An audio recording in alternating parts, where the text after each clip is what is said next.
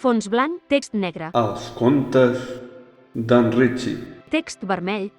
Libèl·lula, caçapapallones, infància. A l'habitació. Quan era petit, m'ho passava molt bé jugant.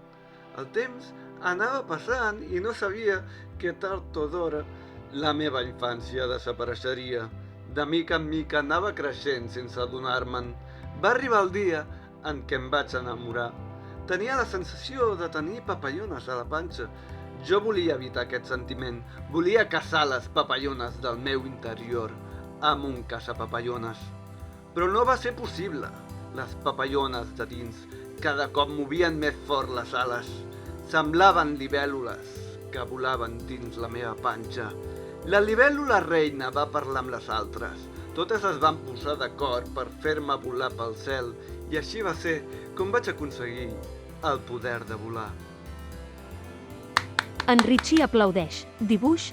En Ritchie abraça un cor. Si us ha agradat el conte, doneu-li amor.